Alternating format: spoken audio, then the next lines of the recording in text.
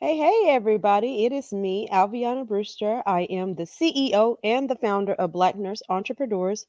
We are the premier organization for Black nurses who are interested in launching, building, and growing his or her entrepreneurial endeavors worldwide.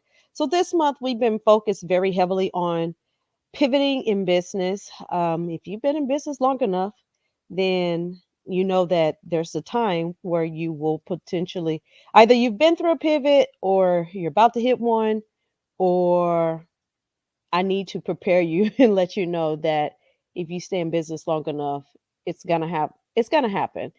Whether it's a small pivot or a larger pivot, at some point in time, there may be a pivot or some type of a shift that you have to make in your business. And today I really want to focus specifically on whenever it's necessary to make a pivot during a crisis. When there's a crisis happening, sometimes, a lot of things may be going on, maybe stressed out, nerves are bad, things like that. And so I want to just kind of help you to maybe drop some little tools or gems in your spirit that you can utilize, especially when things get really, really tough. And one of the biggest things I think that is most important is to stay ready.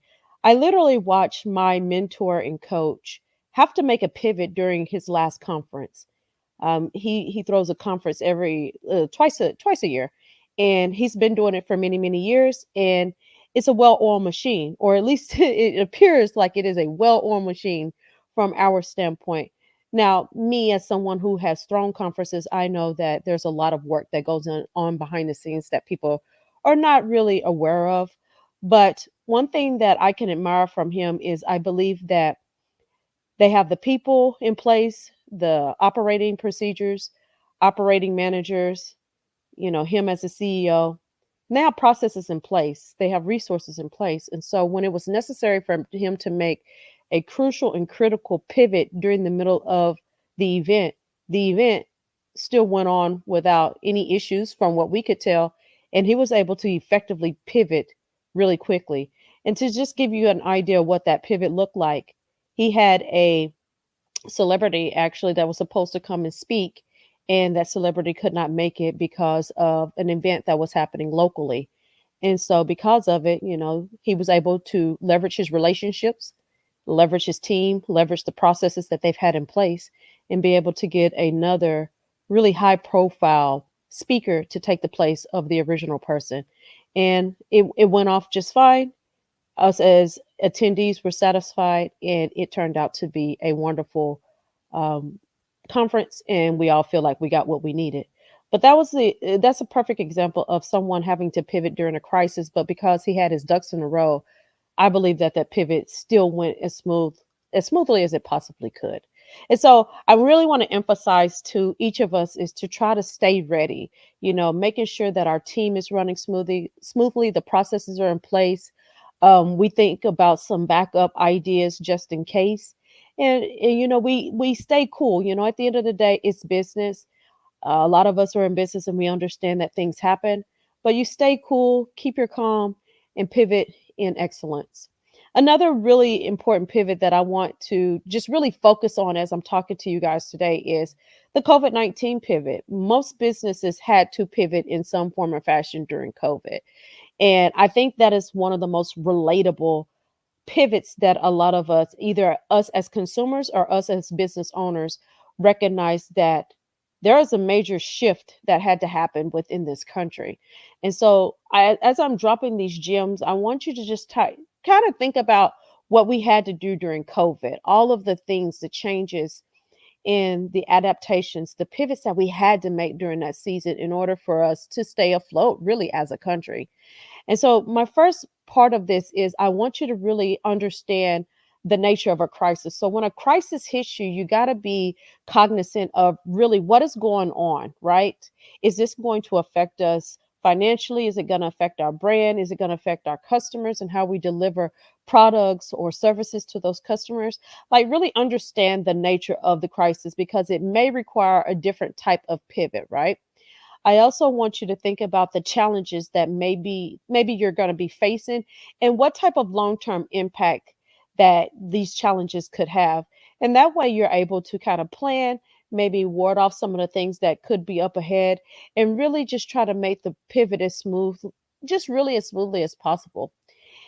How about this? Recognize the urgency and really adapt quickly. So, you have to kind of gauge how urgent is this crisis and how quickly do we need to adapt. And one thing I will say is I feel like people adapt slower than they should. Usually that seems to be the issue opposed to the alternative.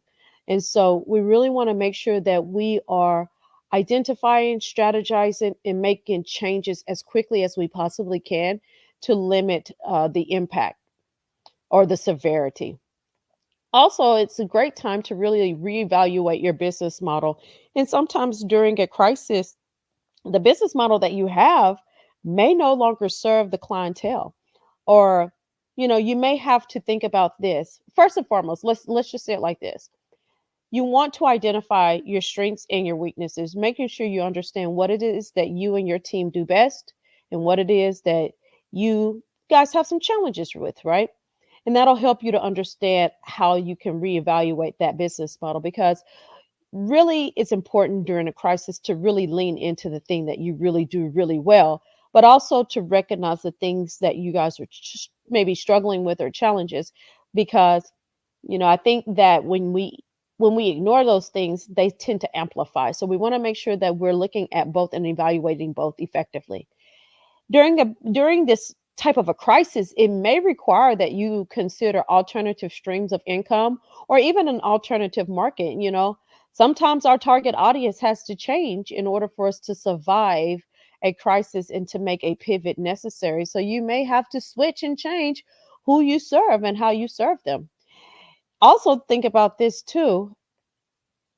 You may have to change how you deliver the services. If you think about it during COVID, a lot of companies that were more in person, your brick and mortars, your churches, people who are your restaurants, people who require people to come actually into the physical location, really had to make a major pivot and make it very quickly, whether it's moving their services online. I know my church specifically was not really doing streaming services until COVID, and they moved all of our church services, even our midweek service is now streamed online.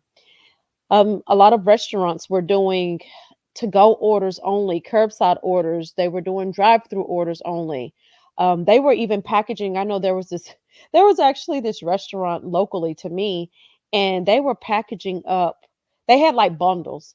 And if you guys remember during that time, we were running out of stuff like toilet paper. And so they would create a bundle and it would have like a big turkey and several sides, or like a big meat and three, four different slides, maybe some rolls.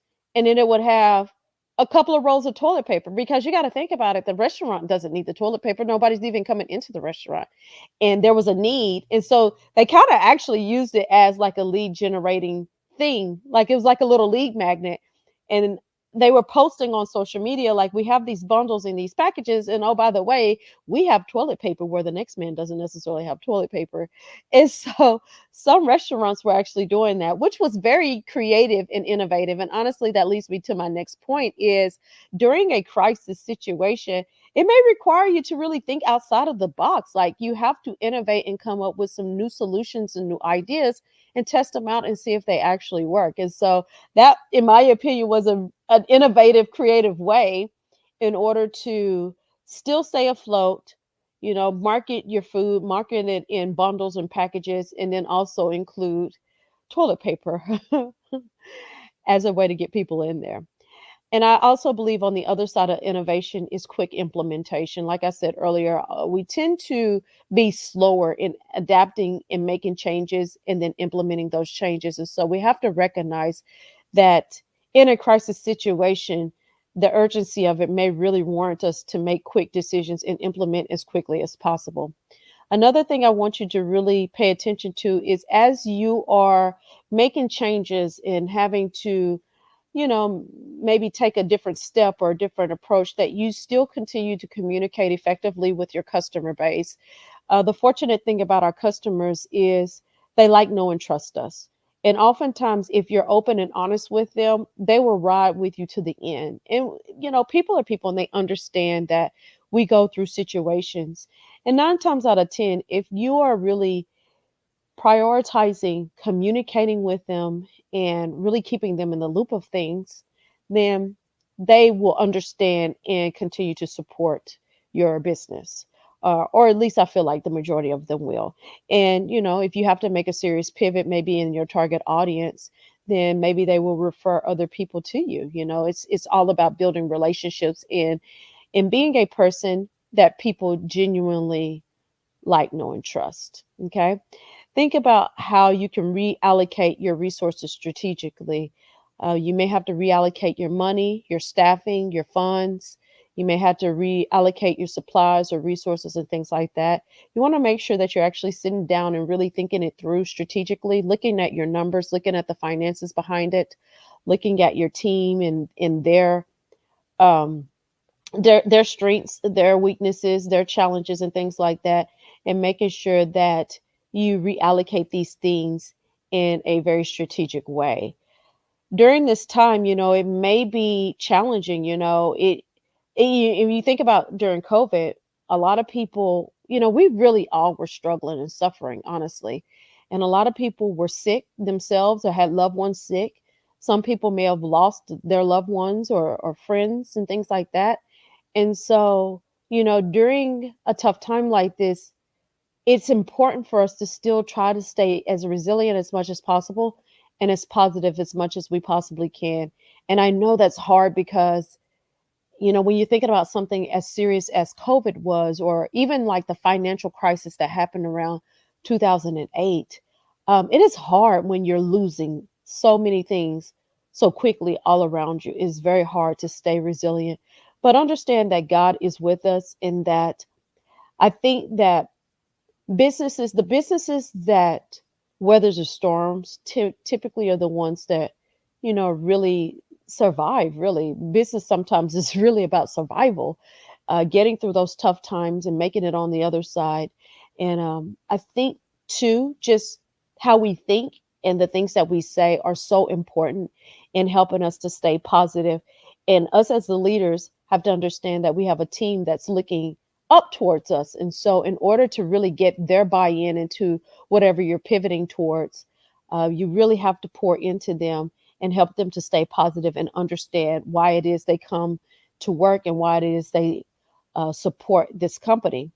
You want to learn from the experience, whether it's an experience from the past or whether the present experience that is here now. Every moment is a teaching moment. And so you want to make sure that you're documenting, reviewing, and learning. It would be terrible to make a huge pivot and never learn anything from it. That's not what we're here for.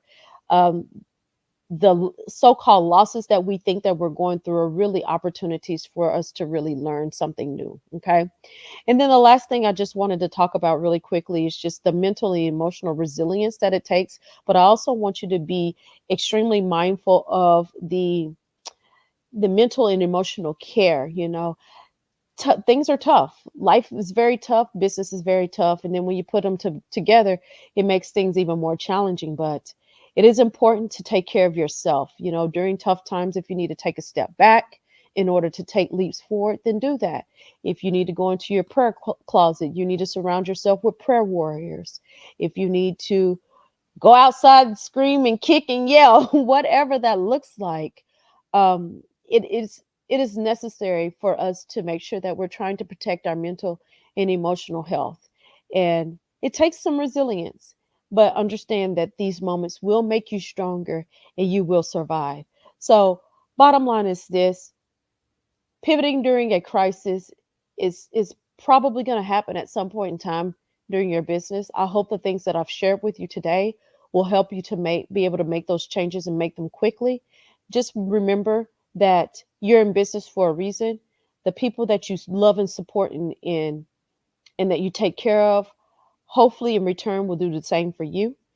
And that also speaks to your team, looking at their weaknesses and and using that as a teaching moment, but also capitalizing on their strengths. That you have team members there that are really, really, really good at certain aspects. So you may have to reallocate their time or responsibilities You may have to reallocate your funds and your resources and things like that. But I believe if you consistently kind of plan for a rainy day, then that makes pivoting during a tough time a little bit easier. Okay. And so I've had to make some pivots during some tough times, and I'm still here. And no doubt, I believe that you will be too. All right. So, last, I just want to say thank you for taking the time to listen in. I dare not leave this without inviting you to become a part of our membership, Black Nurse Entrepreneurs. You see it pop up on the screen there. B&E Elite, I should say, is our membership. It is where you can really enjoy all aspects of B&E on a higher level, from our networking, masterminding, mentorship, collaborating, things like that, visibility as well that we do. Is there to really help us to move forward to the next level. And so I invite you to join us. You can join us on our website at blacknurseentrepreneurs.org. I hope this has blessed you. Be sure to drop me in the comments if you have any questions, comments, or concerns. Let me know. I'd love to hear your feedback, and I will try to support you the best way I know how.